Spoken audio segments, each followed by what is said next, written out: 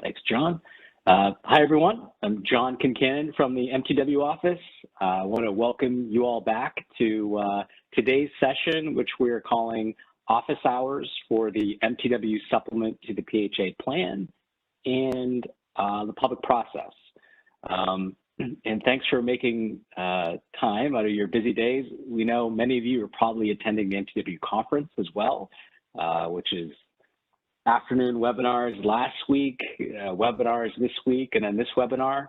I promise Mtw does not stand for moving the webinars. You know, we will all get beyond all of these webinars, and you are all almost at the starting point, or you are at the starting line for Mtw. So we're excited about that.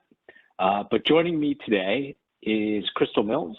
She's a desk officer with our team, and she's going to walk through some of the public process piece. We're going to start with that first on the supplement. I know we've hit it a few times before, but we think it's important just to cover it quickly again. And Wendelin Huvendick, who is our team's management information specialist, which translated into layperson's terms is really our IT go-to person, excuse me, for everything from PIC to the Mtw supplement to all of our online systems and website, you name it. I'm not going to try to list everything. And she's really, that's kind of the meat of this office hours today, is to walk through the Mtw supplement, the online form. Kind of the next slide, please. Today's agenda is, so your chance to ask questions about gathering information needed to complete the supplement, conducting the public process, as I mentioned, and accessing and using the supplement web-based form. Now, you've had a chance to attend or at least review the materials from the 2 webinars we did back in March, which focused on the supplement, and now you've been given access to the web-based form, and we hope you're feeling more prepared to submit your first Mtw supplement. We put together today's session to give you an opportunity to ask questions about gathering the information you need, conducting the process of accessing the supplement, which I just mentioned previously. But don't be shy about asking questions. We really want this to be a working session for you to learn. And because other folks may have similar questions, our goal is that you will leave this webinar feeling much more prepared. So with that, I am going to pass it to Crystal Mills on our team. Crystal. Each of you for joining us today for today's office hours. I just want to go over a few reminders with you over the things that we discussed throughout this training series. If you recall our discussion in the first webinar on the supplement, where we talked about the process for thinking about what you need to get started and gathering the information you need. Remember that there are planning questions about the impact you want to achieve in your goals. There are questions about what objectives you will meet and waivers you will need in order to do so. And also that there are questions to keep in mind about what activities you will implement. Continue on to the next slide, please. Okay, so I know that you all recognize this document as the homework assignment that we discussed during the second Mtw supplement webinar. And at a high level, I just want to recall the process of these 4 sections here: impact, activities, waivers, and the supplement. I think it's a good idea for you to keep this document close to you as an excellent resource that you can use in drafting your future plans. And as you begin to draw up your future plans, you will again start at the end goal. What's the overall desired impact and outcome that you want to achieve? Set both short and long-term goals in order to achieve those outcomes. And when you're setting those goals, remember that it's a good practice to determine which of the 3 statutory objectives your agencies are looking to attain: housing choice, self-sufficiency, and cost efficiency, or maybe a blend of more than one of those. And then once you've identified the impact that you want to have, with the needs and concerns of the public and your internal partners in mind, that will help you to better determine how to best operationalize your activities and consider what waivers will allow you to implement those activities, which will mean that you'll need to keep your handy dandy operations notice excuse my handy dandy reference. I have a 2-year-old who loves Blue's Clues. But you have to research the operations notice to determine what Mtw waivers, agency-specific waivers, and or safe harbor waivers will be necessary for you to meet your goals. Once you've done your research and identified that, you'll want to put all that you learned and the hard work of what you put together into the Mtw supplement for review and approval. Now, let's go over this for a second. There are really some helpful housekeeping tips here on this form. You see it says to review the hard copy supplement first, which you can find on the Mtw expansion webpage. Next, it says to draft text in a Word document before entering into the online form, and stay ahead of the course by identifying information sources and knowing who will provide what. These are all things that I'm sure at this point you guys have heard time and time again. And we hope that you feel good about moving forward in your program and as an Mtw agency, but also why we want to have office hours is to give you another opportunity to ask us any questions. So I'd like to, at this point, ask if anyone has any questions. And as John mentioned, maybe you had some questions or something that you were able to overcome before, something that you could share right now with the group. We welcome that as well. So we want to open it up for questions over what we've discussed thus far. And if you don't have questions, I'm just wondering, to be thinking, did you find anything challenging? You know, were you able to find the information about the available waivers and identify the ones that you'll need? And I know that, again, we did go over this over the homework assignment in our breakout sessions, and we have opportunity to continue to talk about it here today. I don't see any questions in the chat. It says Andrew is asking to be unmuted. Hi, can you hear me, Crystal? Yes, I can hear you. Hi, Andrew. Great. This is Andrew from the Hibbing, Minnesota HRA. So we've moved rather quickly and aggressively. We have the waivers identified, and we've had a lot of conversations with tenants. So we are aiming for implementation by late summer of this year. Specifically, we're looking at recertifications, dynamic rent reform, and several other around term limited assistance and work requirements, all towards mostly that self-sufficiency objective of the operations notice. So we've very clearly identified our objectives. We've gone through the homework. We've kind of been doing that since we applied last fall, and we've had the conversations with residents. Really, my questions now are about making sure we cross our T's and dot our I's about the public process. And I'm still just a little confused. If you could just, maybe you already said this, but go over again. So right now where we're at is we have ready our waivers. We've identified what we want to do. We're going to pass our ACC amendment at our board meeting this month here in April. What are our next steps for the public process from here until our goal of implementation in August or September? Especially, can you talk about, I know with our hearings for our application to Mtw cohort, we had to go through 45 days of comment within 60 days, right? Can you just go through all of those details of what the public process needs to look like so we can start planning out what deadlines and timelines we need to meet for getting appropriate input before implementation? Yes, absolutely. So first of all, kudos to you all for, you know, charging ahead. Very, very wonderful, wonderful news.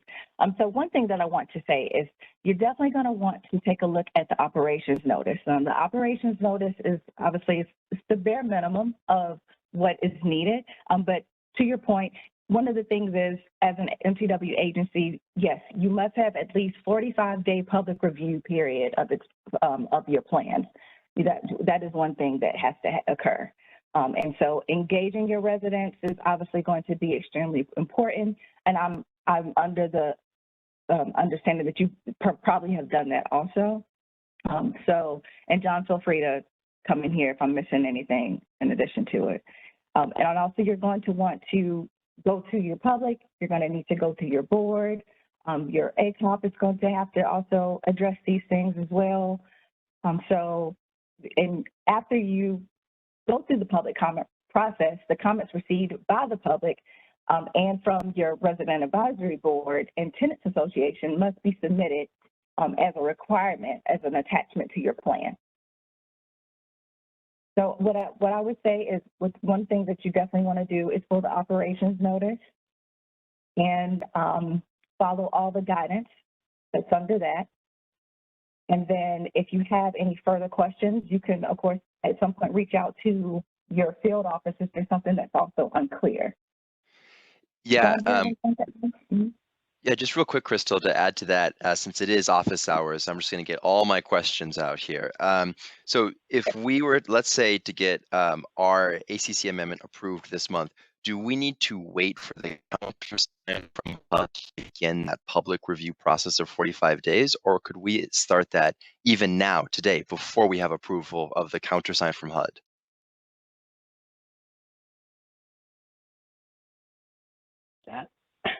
That's a great question.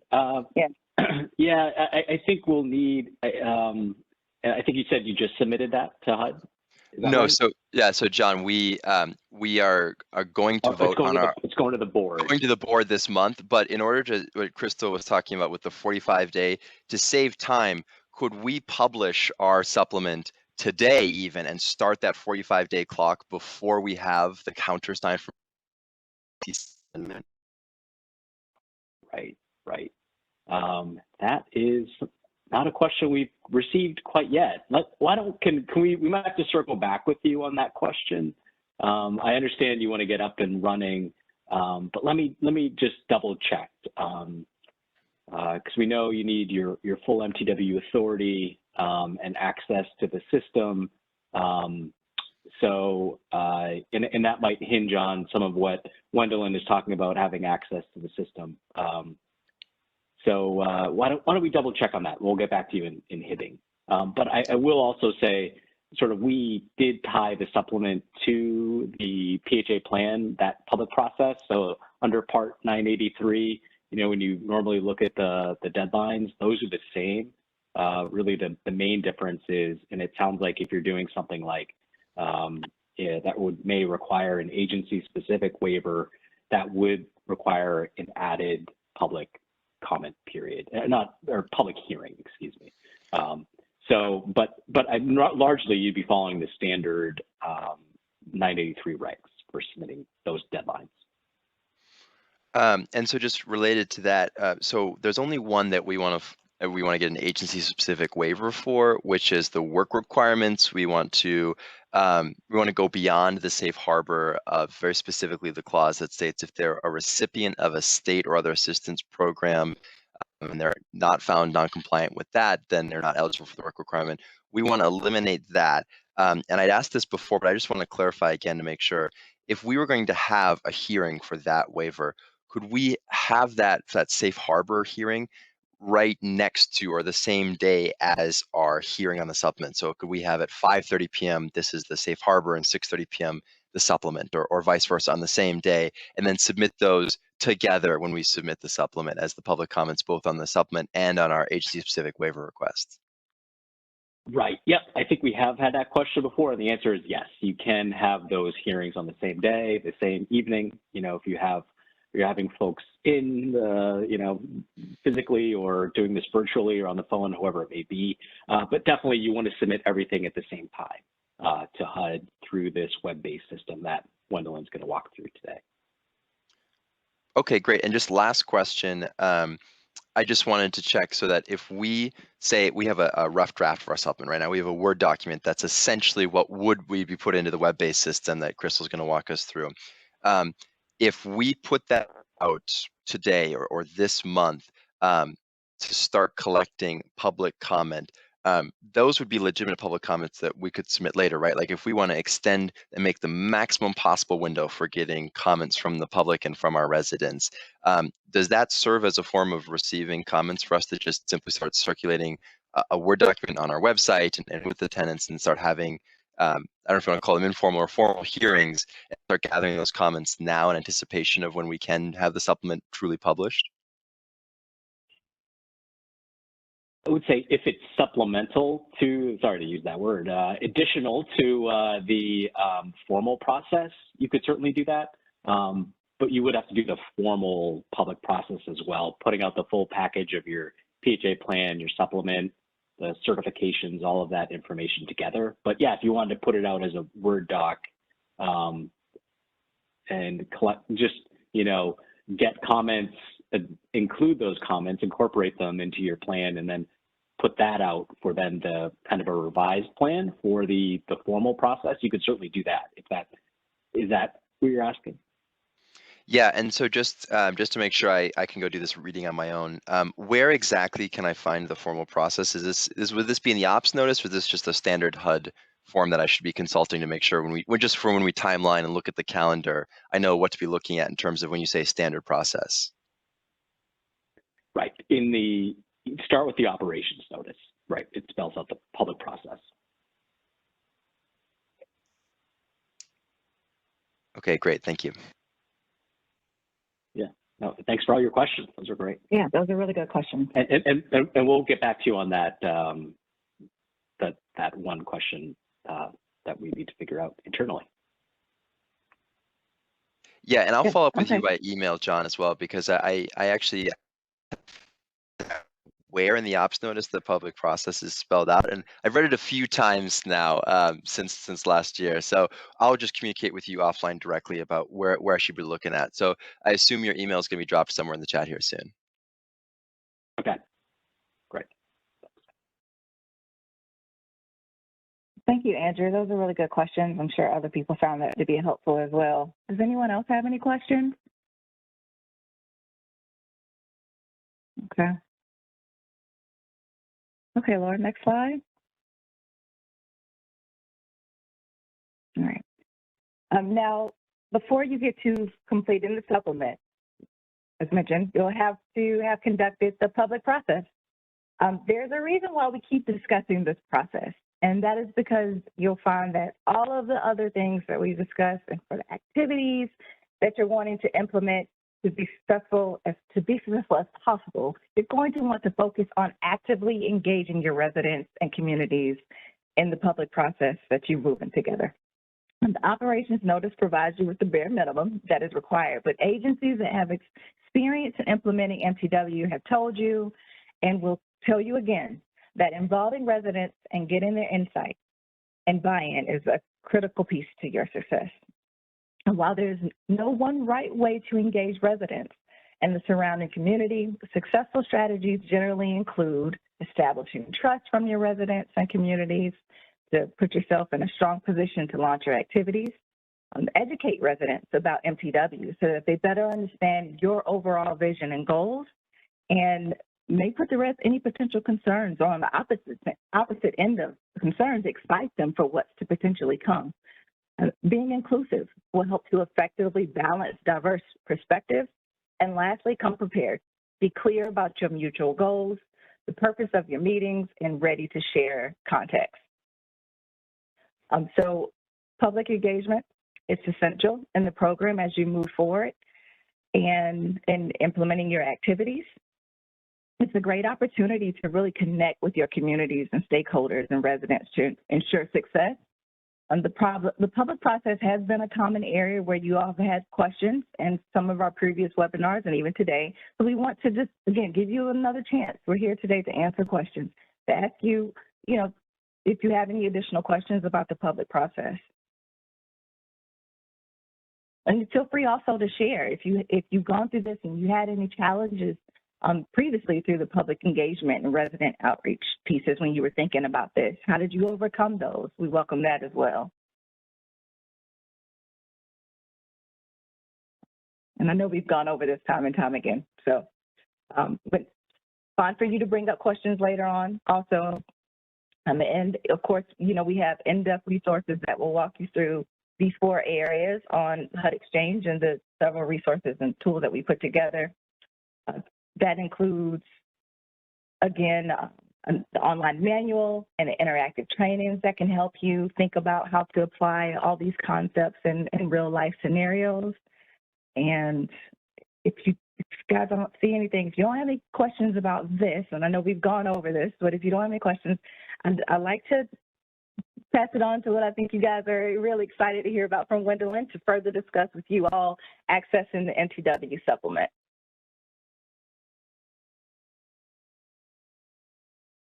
Gwendolyn, take it from All here. right. Thank you, Crystal. So first off, I just want to welcome everybody today. And next, I just want to provide a few reminders that we talked about a couple of weeks ago in our part 2 session.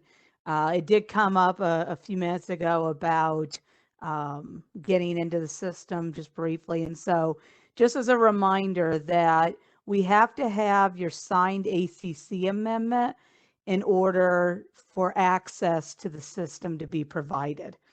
And so, like to Andrew's questions earlier, once we, have received his signed ACC amendment, if I haven't already gotten his list of users from his housing authority, I'll, hopefully get those from him, and then I'll forward that on to the contractor, and they will create the user accounts. And just as a reminder, there's 24 hours from the time that email is received to activate that account. So you really, until you get that email, you really need to be looking in your spam or junk folders to make sure of that you see that email. If you've already think you should have had access because you sent in your list of users and we have your signed ACC and you didn't get the email, contact the REACT TAC. The information is provided here. Their phone number is 888-245-4860, or their email is react_tac@hud.gov.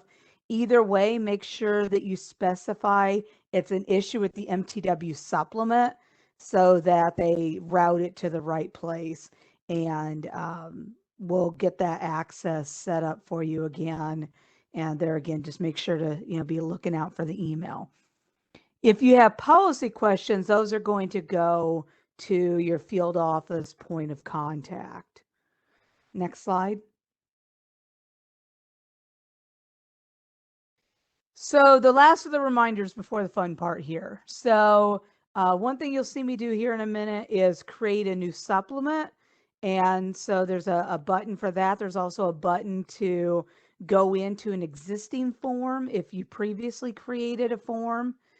A couple of other just little reminders. These were from our last presentation about the file types, uploading one file at a time. The big one that I added here because of some questions we've received is you need to use a web browser other than Internet Explorer. So what you'll see here in a second is that I'm using Chrome. Chrome works great. Other browsers will work as well. So that's the big thing that's in addition for the reminders since our last session. And then I also just briefly here want to show you when we get into the live demo, I'll show you what the email that you receive when your form is submitted looks like, so you can actually see that. So I'll do that towards the end of the presentation. So with that, I'm going to pause there with the reminders and see if anybody has any questions just about, accessing the system that I haven't addressed, or some of these reminders.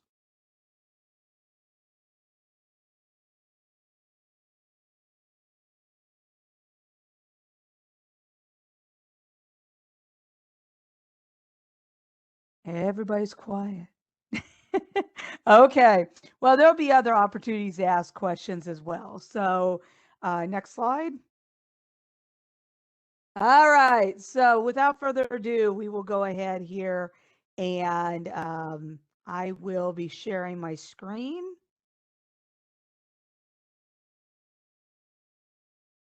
All right, so I have logged in as a PHA user to the same system that you will be logging into. And so this is what it will look like when you log in. And I'm going to go ahead and click on the Create New MTW Supplement Form button so I can create a brand new form. And what we're going to do today is I'll stop at each page or set of pages and we'll give you an opportunity to ask questions. Because I'm sharing my screen, John is going to make sure that if you type any questions into the Q&A, that he sees them and feeds them to me as we get to that part of the form. All right, so this is just your little reminders of your definitions. Up here at the top, you see that it's highlighted, this is a draft. You'll see that at the top of every page. So that'll tell you it's in draft, or if you've opened a submitted form, etc. So I'm going to click on next. So this is the page that has sections A and B on it. Now, as you can see, I'm using a test agency, but it'll be the same for your agency. Most of this is grayed out. And as you can see, there's a little icon where my mouse pointer would be showing that I can't even edit that field because all of this is pre-populated. The only thing you will need to fill in is down here at the bottom, section A, you'll need to select your fiscal year. Right now we have the current and the upcoming fiscal year. So I'm going to select 2021. And then I'm going to select annual submission because since no one has an approved submission, you're not going to be doing an amended annual submission at this time. But in future years or times, you may have to do an amended submission if you need to amend your approved supplement. And so I just have some text already prepared here that I'm going to put into my narrative. I also just wanted to do that to show you if you do have something like in a Word document, you can paste it here. It will paste it as just plain text. And as I mentioned in our last webinar, in a future release, we hope to put an indicator here on the page that will actually show you how many characters you have left in that text box. So I know this page is pretty easy, but I'll see if anybody has any stumpers for me on this initial page with sections A and B.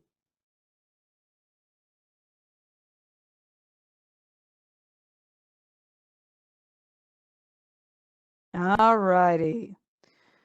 So I will let everybody know as I'm getting down here to navigate to the next page. There is a previous button here on this page. Obviously, there's nothing before this to go to, really. So I'm going to click on the next button. And this is where your meat and potatoes really starts to come together. This is what we call the Section C screener. And so this is where you will tell us which waivers and activities that you want to implement. And, there's a note here at the top of the page, your little disclaimer about the ops notice and whatnot, just, in case anybody, may have slept since then and has forgotten. So just to show everybody the options here for these drop-down boxes. Now, I will say, since this is your very first supplement, most likely, unless there's like a really rare circumstance that John's going to correct me on, the majority of the time you're going to be selecting that you're planning to implement this year. Obviously, you can't discontinue something you haven't started yet. And then also currently implementing would mean that you'd already been implementing it, from an approved supplement. So in order for everybody to be able to see certain sections, I'm going to go down here. But what I do want to say is that you see how right now these all say select initially. For ease of going through this, you don't have to select not currently implemented, which is the last option from each of these. If you're not doing anything, with one of these, you can just leave it as select. You don't have to touch it. So that should make it a little easier on you. So as you see, as I'm scrolling through here, there was all these activities under C1. We have C2. And what I'm going to do is I'm going to select one of the, the plan to implement option from C3A because there's some certain items I want you to be able to see. In order to help us get through the form, I'm only going to select one of these, but definitely, you would select any of them that you need. And I'll just keep going through here so you can kind of see how this is set up. Section C is huge, which I'm sure you're getting used to. And so you'll get to the bottom here, which is C17. And I'm going to pause there and see if anybody has any questions for the Section 3 screener.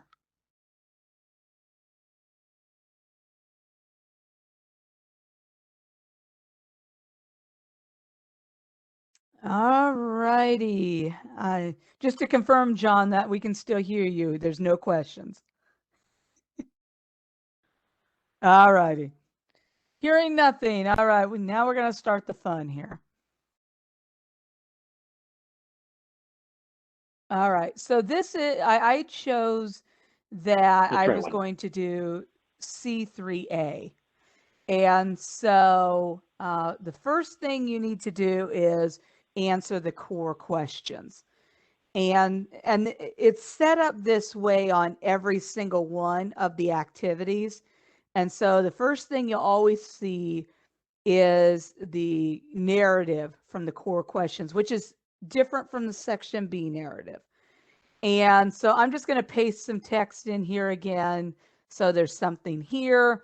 You don't have to do that if, if you're going through and are maybe looking at things or whatever.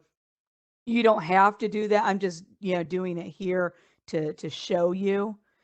And then one big thing I want to show everybody that we discussed last time is these pick lists. And notice I also waited a second too. I talked about the narrative first because, as I mentioned in our last webinar, you want to wait a few seconds before you actually try to get into any of these pick lists because they need time to load beforehand.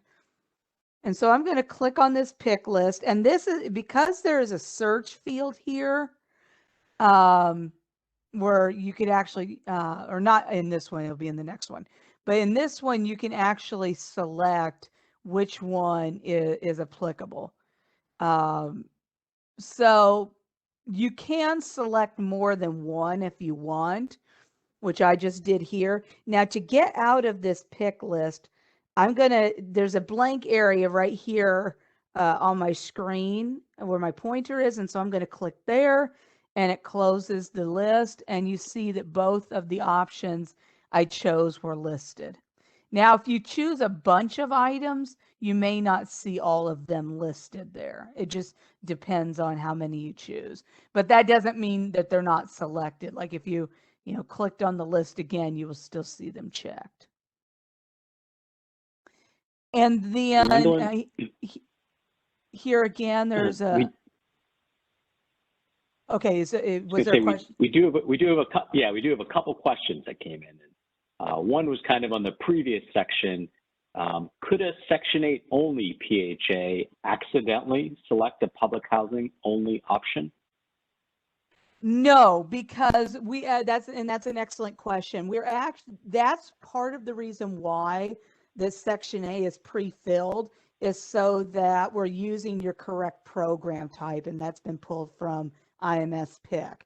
So if IMS PIC has told us that you are a Section 8 only or an HCV only agency, you will only see items that are applicable to the HCV program. Hopefully I think that answers that question. And the next is, I think maybe I can answer, is what happens when a waiver is not in the list of operations notice waivers? So if you are looking to implement a waiver that's not in that Appendix 1 of the operations notice, sort of the MTW waivers, then you would propose it, and it's not anywhere in that list, then whatever you're looking to do, you would submit as an agency-specific waiver. And the MTW supplement form has, several requirements for what you need to submit, just to tell us why you're asking for this and to justify it. And so you would include that as an agency-specific waiver. So that's a good question. Thanks. Yeah, and we I'll be have for showing that questions right section now. later. Yeah. Okay, great. Thanks, Wendell. Sure. Okay, so so just to continue here, one drop down I do want to show because it can be a little confusing because there's things that come up depending on what you choose. Is this one about is the activity applicable to all assisted households or only a subset of households? And so if I choose all, then I don't see anything further. But so that you can see what happens, I'm going to say a subset. And so from here, you get 3 additional questions, which I've highlighted here. And, you will, choose options accordingly. And so, for example, if I say in this second one that it's only certain family types, then it'll ask me, what are the family types? And if I say other, I will get a text box that I can then say,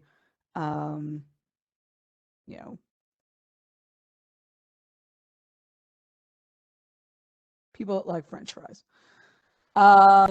So just to show you, what that hierarchy of things that you also see in the OMB approved form, but sometimes when you visually see how it works, that can be very helpful.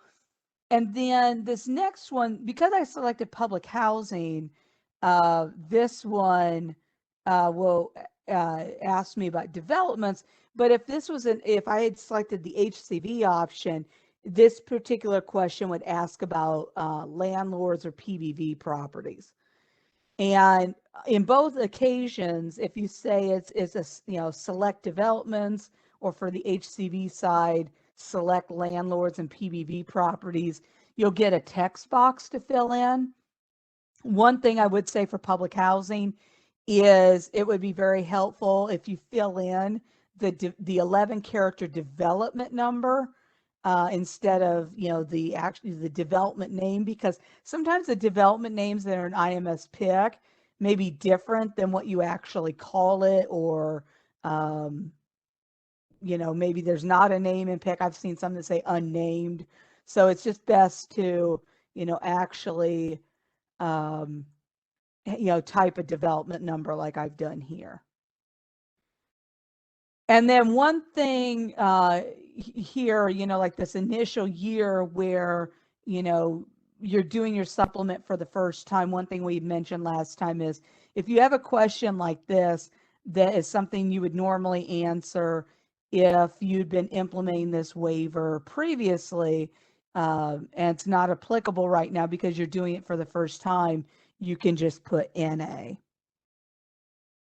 And so briefly, what I want to do here is just go over the upload functionality, a couple of details that we couldn't do with just slides. And so I'm going to go ahead and say yes, that there's a hardship policy. And as I mentioned in the last webinar, this content type right here on your screen, you don't want to touch it, because that's what tells us, okay, this file is for the hardship policy. You can go ahead and type a short description here if you want to. The only place you're required to do it is in section E for agency specific waivers, which I'll mention more about here in a little bit. So as you can see, you can upload a file or drag and drop. So if you click upload, it's going to give you your normal window here to select a file. Or what I'm going to do here, just to show everybody what this drag and drop is, I've File Explorer open. I'm just going to take this file and I'm going to drag it over here to where it says drag, and I'm going to let go. And as you saw, that little box had a blue outline in it, so I knew it was lined up. And then it says it's uploaded it, and I click on close, and the page does a little refresh so you can see the file listed here. This is also why we say it's good to upload one file at a time. And then, you know, there's other, you know, questions here, like, does the hardship policy apply to more than one activity? This is the same thing for impact analysis, so I'm just going to show it to you here. If I say yes, you're going to get one of these pick lists where you can select more than one item, where you can tell us what other activity is this hardship policy applicable to. And so that way, when you get to that specific waiver, you'll actually see an option. Let's see. You'll actually see an option in future instances after this page is saved, where it would say that it's already been provided. And there again, this question, you know, has to do with, you know, since the last submission. So this year you would say no. Here's a section about safe harbor waivers, where you're going to tell us yes or no that you're doing a safe harbor waiver for this particular activity. Here's a provided already option that we see here. So basically the impact analysis question, for the most part, the upload is just like it was for hardship policy. And I will say that if you selected yes for safe harbor request, that you won't see the upload functionality here. You'll actually see it in section D, just for your awareness. So I'll stop there and see if there's any other questions that have come in through the Q&A. I don't see any, but if anyone has any questions, feel free to ask it in the chat, or if you'd like to speak, you can just say ask to be unmuted, or to say you have a question in the chat. You can ask it by phone. So we'll just wait a quick second here to see if anything comes in, then we'll go forward. And just like, you know, happened with the other question, if we need to go back to something, we can. No new questions yet. All righty. So I'm going to go to the next page here. Okay, so this is where you'll see your custom questions. After you get done with that page that you just saw for whatever activity you selected that you're going to implement, the next page is where your custom questions will be. So in this case, the certification schedule. So like if I say every 3 years, and then I'm going to say no interims, and then you would give us some text in this box for this particular one to answer this question. Whatever the custom questions are for that particular activity is what you'll see on this particular page.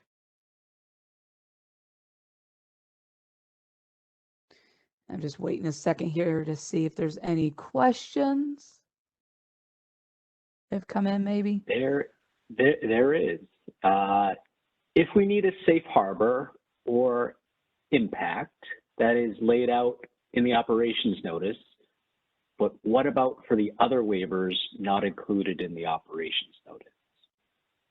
Okay, so as John mentioned earlier, the waivers that are not in the operations notice would be an agency-specific waiver, which is in section E, which we'll be getting to here very shortly.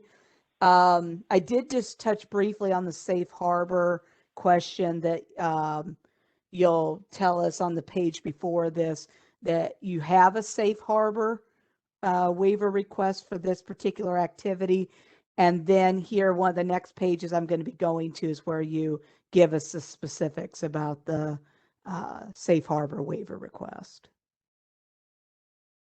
Yeah, and I'll say the safe harbor waiver request and agency-specific waiver request, it lays out the requirements in terms of hardship policies and impact analyses.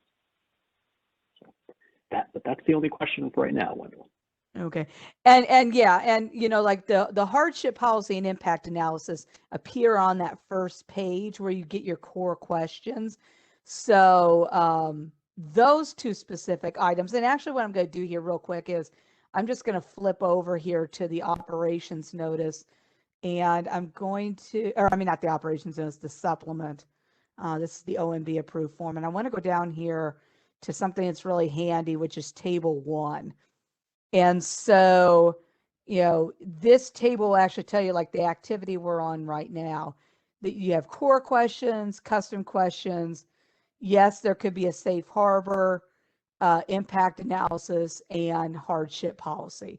So it is possible that you can have the question about safe harbor waiver request without having impact analysis or hardship policy.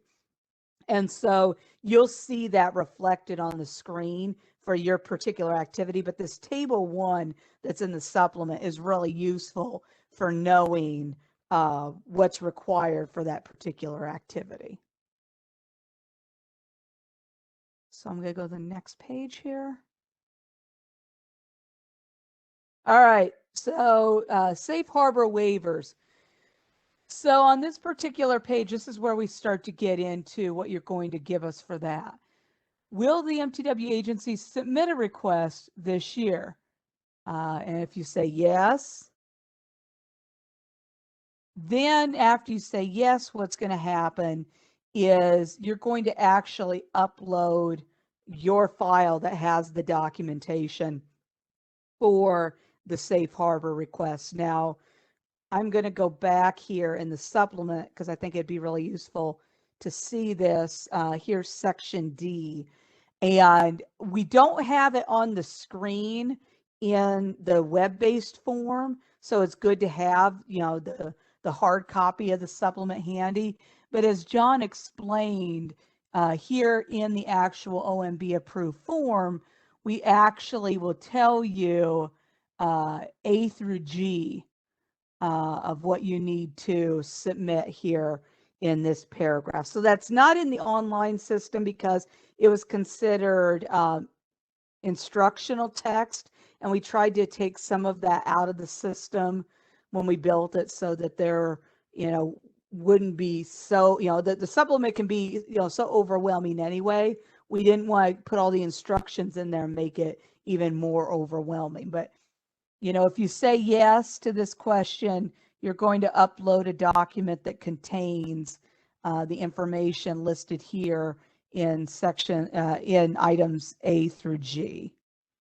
So if I go back over to the system, that's what you're going to upload here is that document, either a Word file or a PDF that contains that information. And just to, you know, to show you the drag and drop again, just so you can see it, it'll be outlined in blue. Or like I said before, you can also use the upload button to do that same thing. It's your preference. Some people are geekier than others, so. All right, so once you've uploaded that document, that, you know, with that required information, that's all you need to do for Section D, Safe Harbor Waivers. But since I sense there's been questions about Safe Harbor, before I go to agency-specific waivers here on the next screen, I'll stop and see if anybody has any questions about the this page, which dealt with Safe Harbor Waivers. Well, we do have a question. It's more about MTW waivers generally. If we're proposing the recertification process to be different for different families, maybe 3 years for elderly/disabled and 2 years for everyone else, can we do that through this supplement? I can take it first. Yeah, And, go ahead, John. Okay, yeah, because I saw this question come in. I had a chance to pull up the waivers document, which is a handy reference for everyone. And under 3, the alternate waiver 3, and then there are several activities. Talks about alternate reexamination schedule for households, just public housing households. Then there is an alternative reexamination schedule for housing choice voucher households. So yes, the answer is that waiver flexibility is in there, and you would just then tell us through this supplement that you're planning to implement those activities 3A or 3B or both. But I would encourage you to look at waiver 3A and 3B. Yes, and that's a good point too. Actually, that's the waiver that the activity I just went through was 3A. So you kind of get a sneak peek of what it looks like in the system as well that way. And that's our question. That's our question. Okay, because everybody wants me to go to this next page, I have a feeling.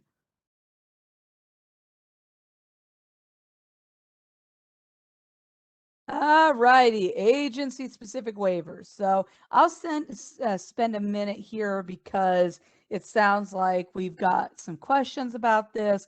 I'll address how it's done here in the system, and then if there's anything that bleeds over the fence into the policy side of things more, my buddies John and or Crystal will help me with those.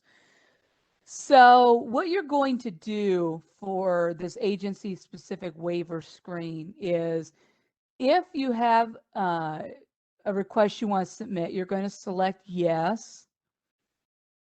And there again, you're not going to change your content type, because that way we'll know what this file is going to be for. And this is the one place where you absolutely do have to put in a file description, because when you get to next year, let's say we approve your agency specific waiver, and in section E2 down, which is down here at the bottom, the next year you'll need to update us about that agency specific waiver request. We have to have a way to tie it between when you first requested it and when you're updating us about it. And so what we decided to do was, you will provide a very short description, like a name, a title, so like, if you're doing an agency specific waiver request for I don't know, cheeseburgers for lunch. My brain is, turned off because I didn't eat lunch today. What you would do is you would type that title here in this box. So this is the only time, that you absolutely will have to use this file description box, because then in subsequent years, when you once we have the functionality enabled, and in E2 you say yes, that you had one in a previous year, we will display this title so that you can then provide an update. So I just wanted to spend a minute on that, because that is a really important thing that's going to be used in a future year. But this is also one of the few places where we still left the instructional text. So in this particular instance, you're going to give us a document that has the information outlined in A through H, which I've highlighted here on the screen. So the document you provide us will contain all of that information, and you will upload that file here. And so that will be how you submit that agency specific waiver request to us. I highly suggest, for ease of staff being able to review the request, that whenever possible, you try to give us one file.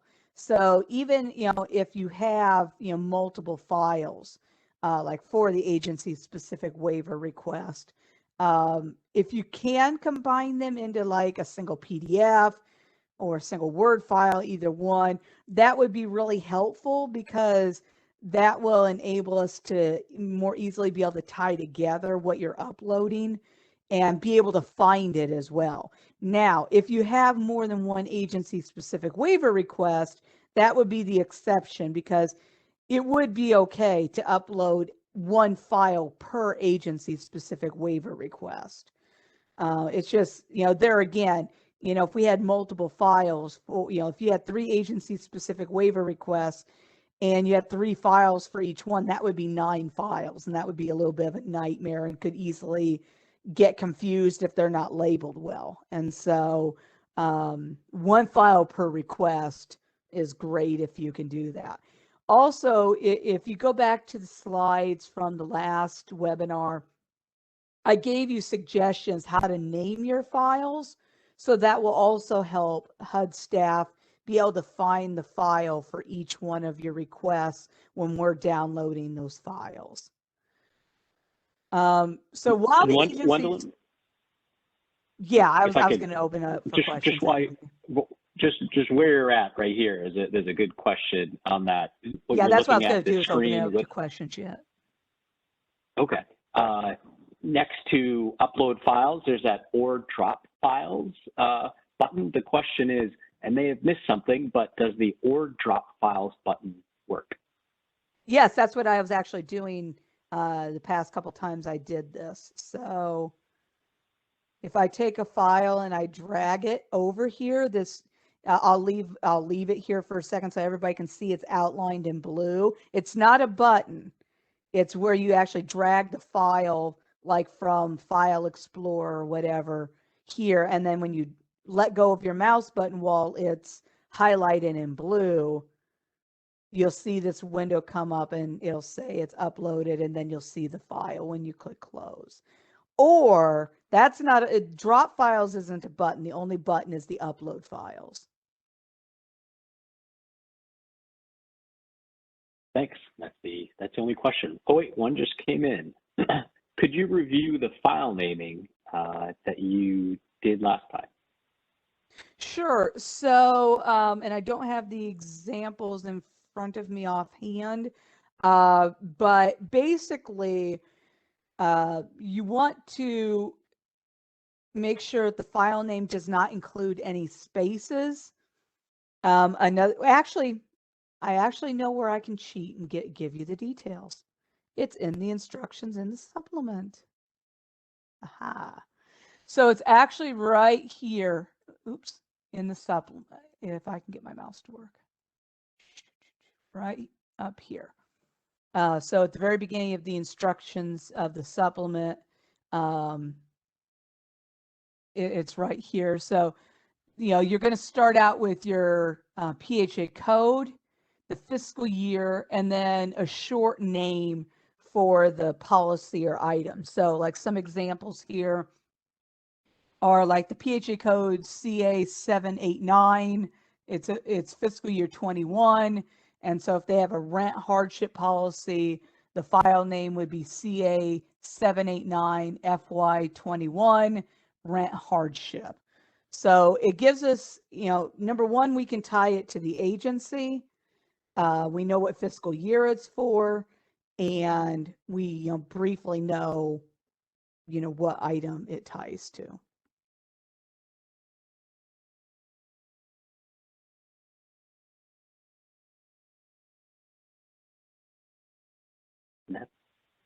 That's it for questions right now. All right. Yeah, and so as I go along here too, and just for John's awareness too, just so I can make sure I remember to get through the my notes here of the things I want to make sure to mention for each page.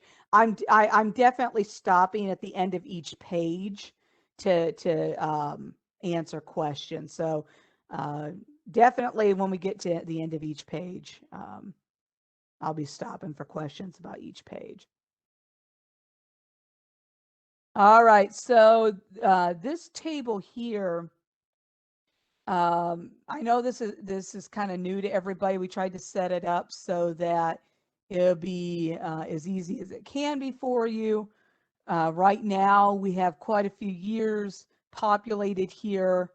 If I select fiscal year 21 and put, that the authorized amount was 500 and I dispersed 100. I just want you to see right now, we don't do the math for you. So in this remaining column, you're going to have to do that math to actually, have an amount to put there in that remaining column. So I wish we could have done that for you initially, but we'll see about in the future if that's something we can do. But I think those are figures that everybody probably has pretty handy.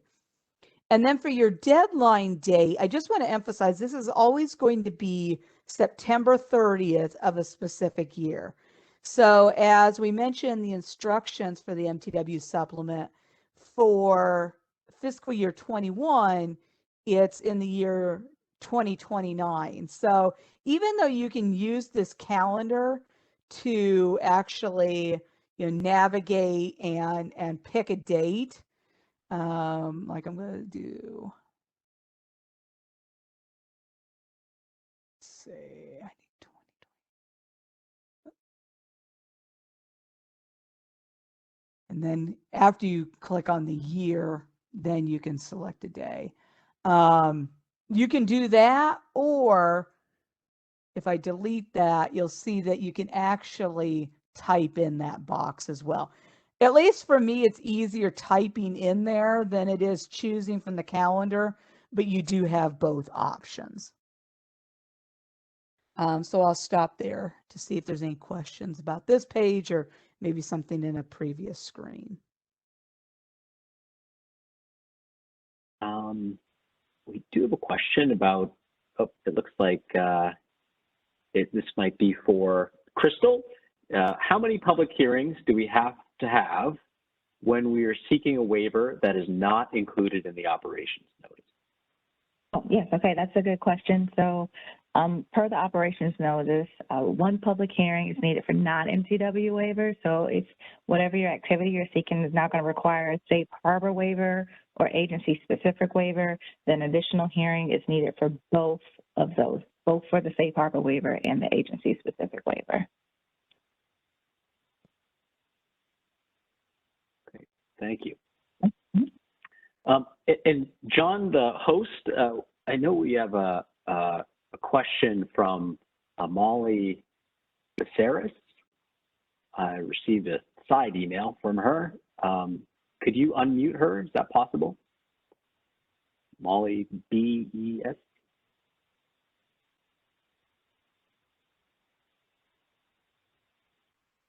Thank you very much. I'm not quite sure why my comments aren't working.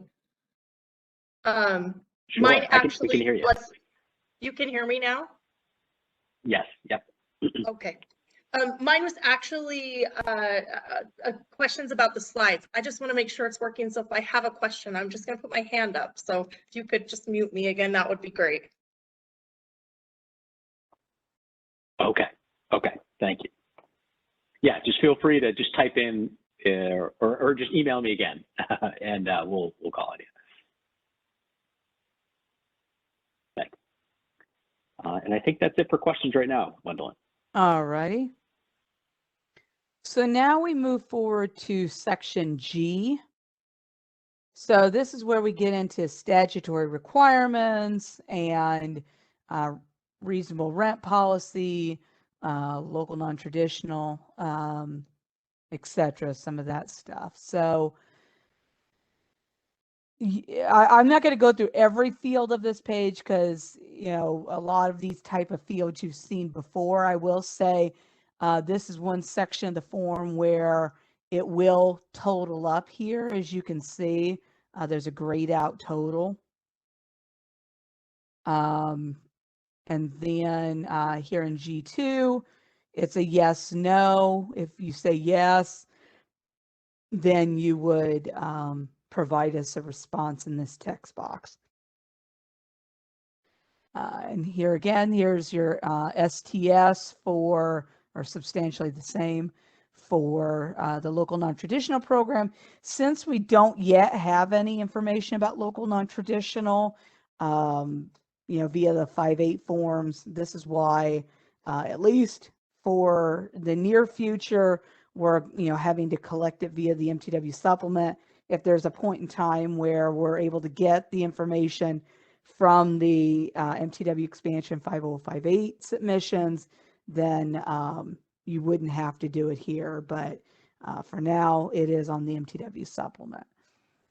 And so you would provide us this information. One thing I will go into, it's a little different, is that if you want to give us information about an Lnt development that you have, you would click this button and it would open a table that you can give us the property name and address and the bedroom sizes for that particular property, and the population type, the number of accessible units, the amount of funds invested, MTW funds invested, and whatnot.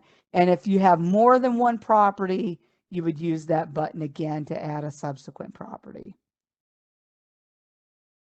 And then we have your comparable mix by family size for local non-traditional that you will complete.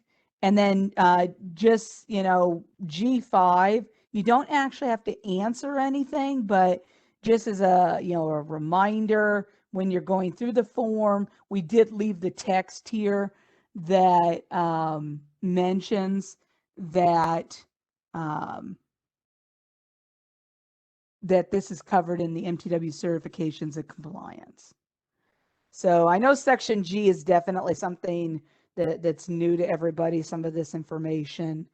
So I'll go ahead and stop there and see if anybody has any questions.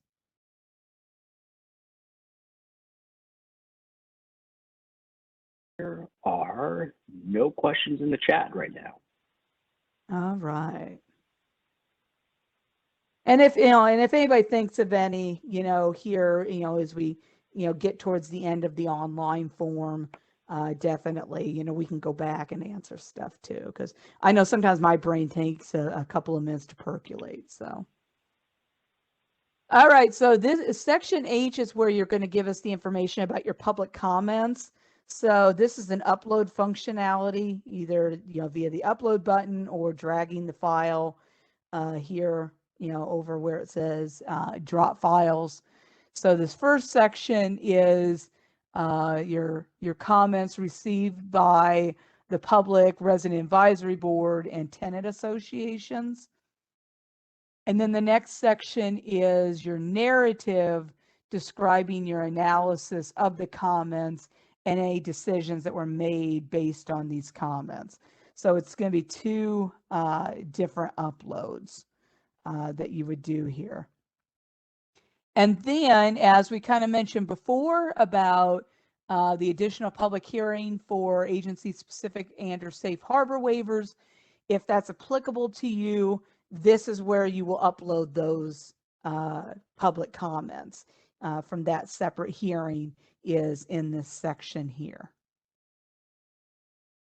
So this section is, you know, not a lot of answering questions. It's more just uploading files. And I'll stop there for questions. And it looks like we do have a couple. Haven't we had to give comments in other places as well? Yeah, that's the question. Are there other places where we're having to give comments, provide comments? I guess I'm not exactly clear on what it's getting at. This is section H is where you provide us, you know, the copy of any public comments received both in your regular public hearing and also if you have to have a hearing for agency-specific and safe harbor waivers. And also there's the section here for your description, your narrative of those comments. Now, in other sections of the form, we ask you to answer questions. There is the narrative portions where you have to give us descriptions for certain things, but not specifically comments. Right. Linda and hi, this is Crystal, and I mean, just to kind of clarify, I'm assuming that the question is like if it's something outside of what's agency specific or safe harbor, just the regular public comments, that there's another section in which you would upload. Correct, up here at the top, which that is is showing right there. right now. It's right there. And please, by all means, if we haven't answered your question, this is what we're here for. So let us know. We do have a technical question around this as well. Can you upload audio files of recordings of your public hearings for public comment? No, only Word files and PDF files are accepted by the system. Also, there is a limit on the file size to 25 megabytes. And generally an audio file like that would probably go over that 25 megabytes file size, even if we did allow audio files.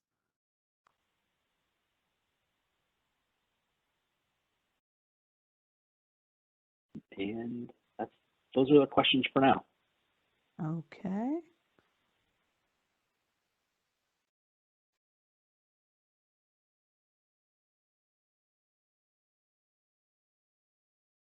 All right, section I. This is for if your agency has any evaluations that are being, done, for your agency's, programs. I won't go into all the different, types of evaluations, but that's what this section is asking for, is if there's any ongoing or completed evaluations of your MTW policies.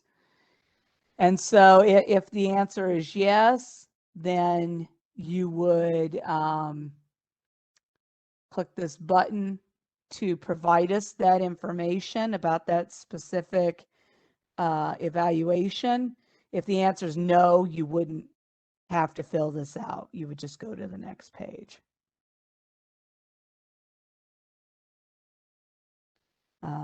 If anybody has any questions about this page, definitely let us know.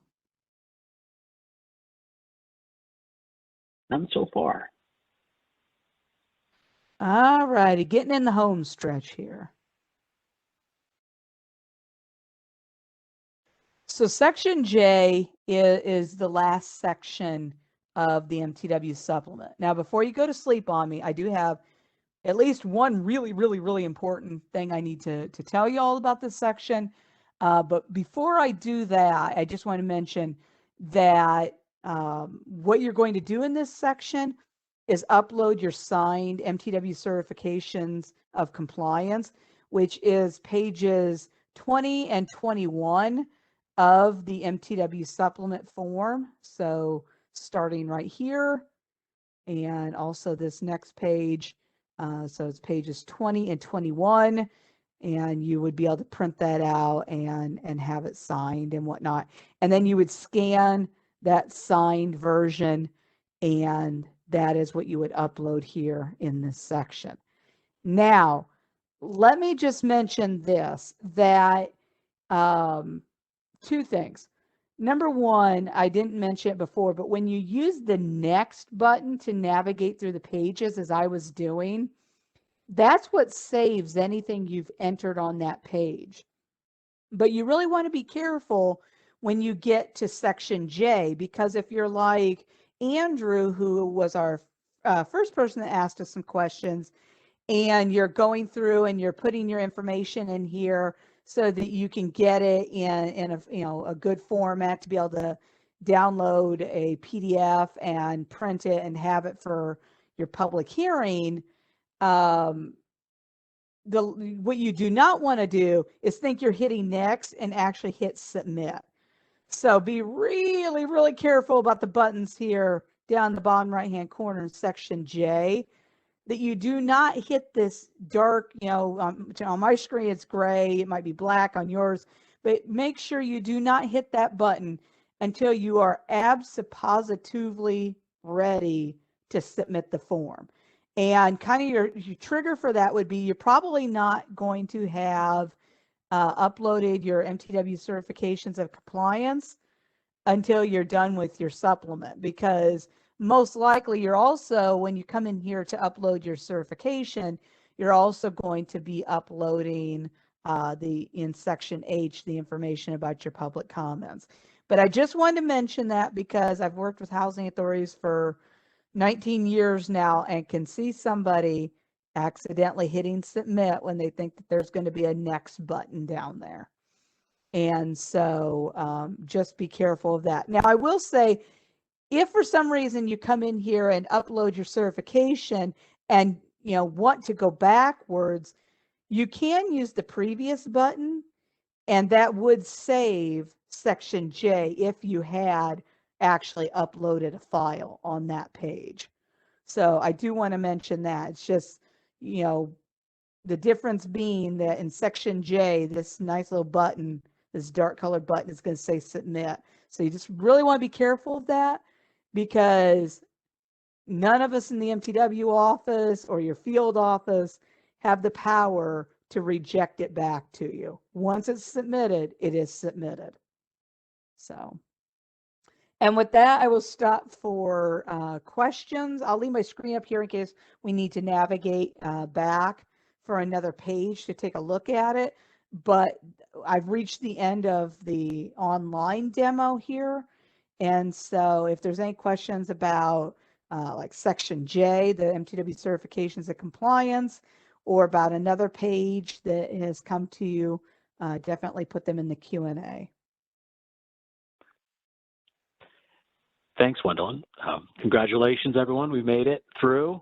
We do have a few questions here, Gwendolyn. The first is, how is this MTW certifications of compliance form different from the one we submitted with our MTW application last year?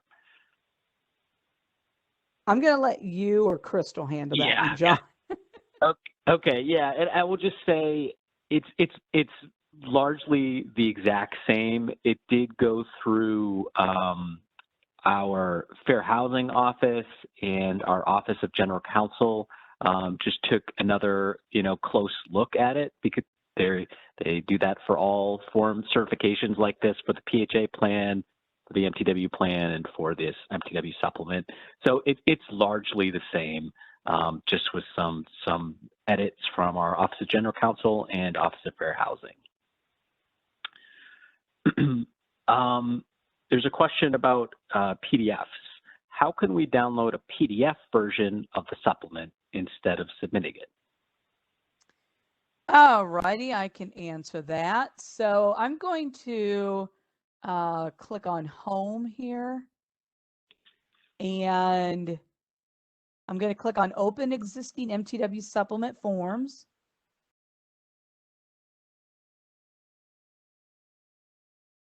And then I'm going to, and now I'm logged in as a user that has access to like a test account. So that's why there's all these, forms listed. Yours will not be like this, because hopefully you start one form and just keep working on that same form, since you can come to this screen to open a form that you've previously started.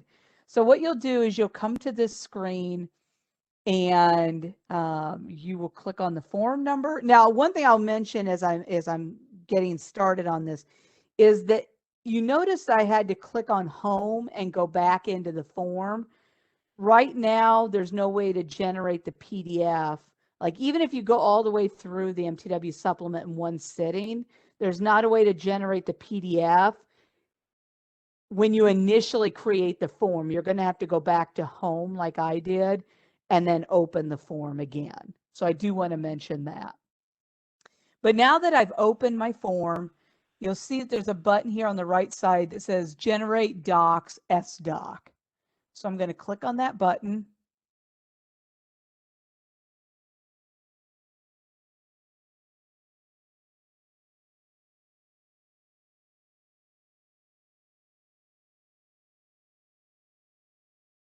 All righty. So the form has been created, and so I'm going to click on this document number.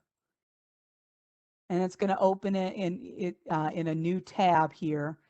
And so this is the document that actually would be really good to have for your public hearing, because this ensures that any questions that you need to have in your supplement are included. So like when Andrew was asking earlier about, he said they have a Word file they've been working in. My only concern would be with that, making sure that like if there was, some of this branching logic or skip logic, like in the core questions, and there was something that maybe would have popped up dependent on another question, that, for sure, if you do it here in the system, that it'll give you those questions. And so this is the PDF file.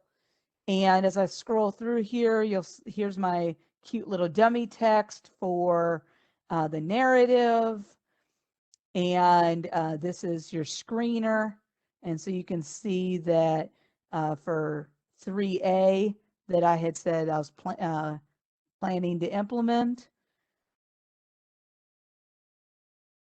And then we get to 3A here, and this is the information that I put in for the core questions. If there's any custom questions, like the recertification schedule, it shows that. Now, I will say, like, if, like on mine, remember that because I was just doing this demo for you, I may have left something blank. So that's sometimes why you'll see a blank box in the PDF. And then, your safe harbor waiver section. And we had said we did have one, so that's why we have that statement here. And then just scrolling through, everything you put into the supplement is included in this PDF. And then since I'm in Chrome, it would be this little icon over here with the down arrow that I could use to download it and save it on my computer, or I could use the little printer icon to print it. So that is how you actually would do that. And I'm trying to get back to, let's see, my little thing here. Let me, there it goes. Yeah, hold on. I'm trying to get the little thing out of the way so I can go back to this screen. So on this tab here, where I actually clicked on that document name, you can close this tab once you've downloaded the file.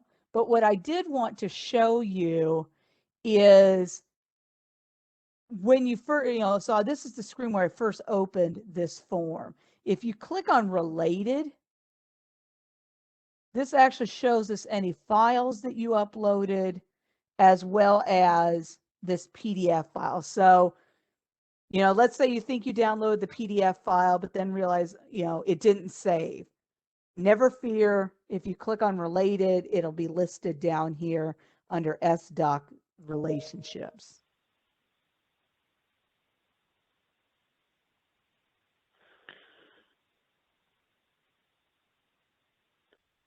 Is there any other questions, John? There are, yeah.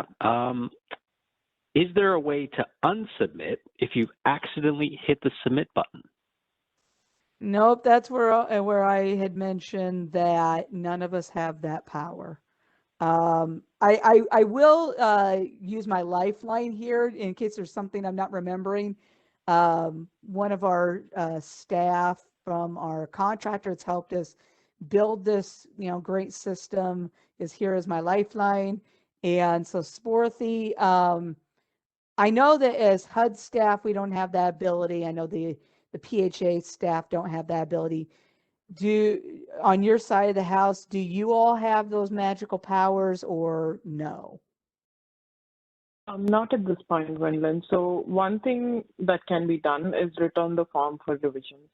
Only then we'll be able to add any missing or additional information. If not, the form is submitted. Okay, that's what I So, thought. yeah. So yeah, unfortunately at this time, none of us have those magical powers. So what would that PHA do if they accidentally hit submit?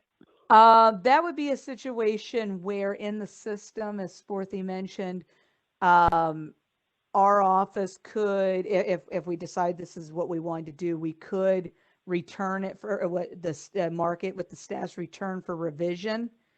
And that would open it back up so that they would be able to make modifications to it. But, you know, keep in mind that in the history of that form, it's going to be documented that it was submitted at one point. And I think we need to talk internally a little bit about if that's how we want to handle that because of the, you know, the official submission clock. Okay. But I would encourage just that if there's an accidental submission by a PHA, just to reach out to your field office contact and they can work with us and we can. Actually, they should reach out to the React TAC because the field office won't be able to do anything. So I would just suggest they reach out to the React TAC and it will be escalated and then we can address it from there. A ticket will be put in and it'll be escalated and we can address it from there. There's another question about the back and forward button at the top of the screen. Should we or should not, or should we or should we not use that? Excellent question. That person gets a Snickers because I should have mentioned that. Just like in IMS PIC or the React subsystems, you know just pretend the back and forward buttons in your browser do not exist. Because just like within those other systems where using those buttons can cause a lot of havoc, they could here as well. So excellent question. Yes, do avoid those. And that's why we have the previous and next buttons on the pages. I will say you probably noticed that not every page had a previous button, and that's because of the complexity of the activities in section C. But you know, if you click next, eventually, you'll when you get to the end of like that activity, you should see a previous and then can use the previous to like go back to the section 3 screener, for instance.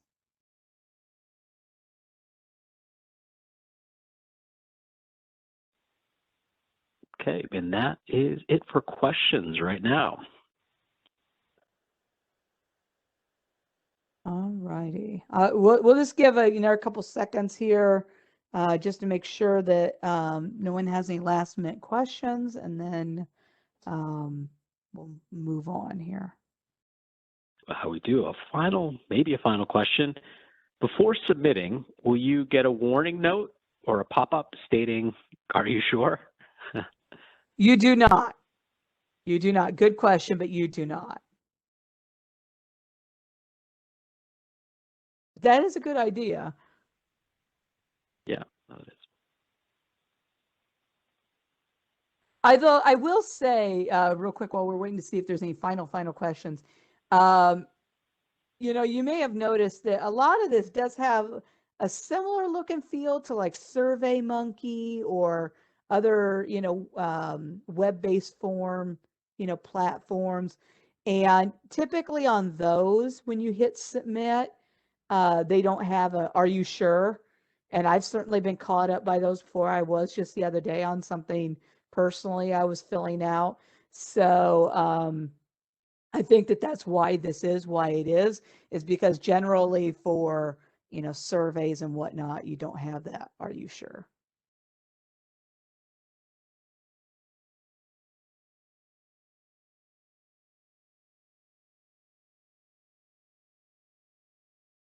All righty, I'm going to go ahead and stop sharing my screen and hand it back to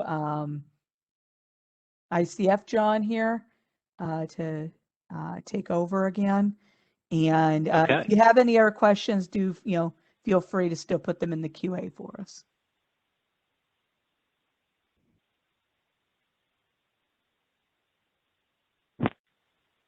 Okay. Thank you, Wendelin, for walking us through all of that. I know it is a lot to cover. We really appreciate your guidance, and we certainly know that there will be, everyone can see my headphones died midway through this, but I'm sure there will be questions that will arise after you start using this form. So I encourage you, we'll make these slides available, and certainly use the field office, our office, and I think the first point of contact is really the React Tech that Wendelin went over, the Technical Assistance Center. Sorry, I'll speak in total acronyms. Now, can we go to the next slide, please, Laura? Or John, excuse me. We're just going to repeat here. We have a lot of resources that we've sent out to you, the operations notice, our website, which we continue to update. All of our training resources, which are held on the HUD Exchange, are all here. Next slide, please. And we really want to thank you again for joining us on the two-week sprint of marathons, of webinars, excuse me. And I really want to stop here. Are there any, I know that was a lot to walk through, but I think it was great to go through it in detail just to see what you're going to see. So are there any final questions for Crystal or for Wendelin or Sporthy or myself?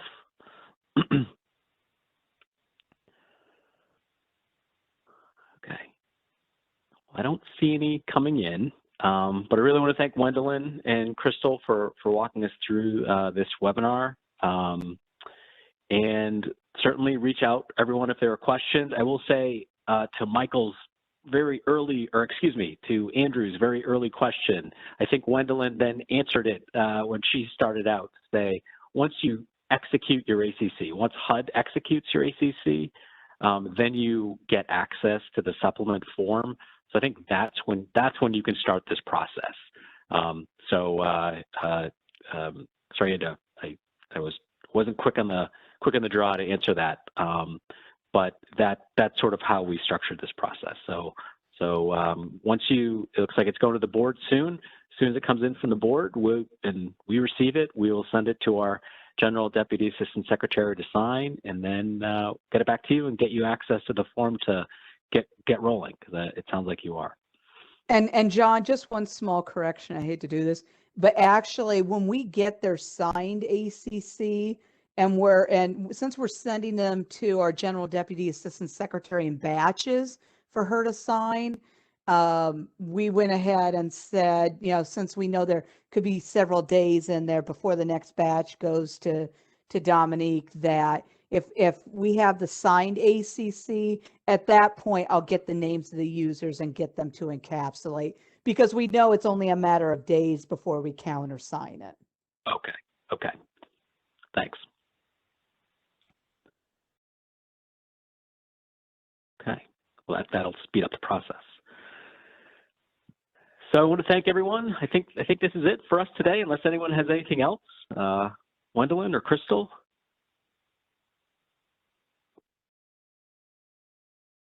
Okay. Well, thank you again, everyone, and we will talk to you at our next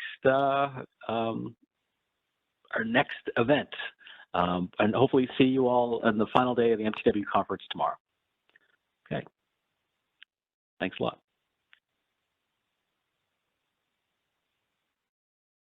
Thank you for joining the webinar. That concludes today's session.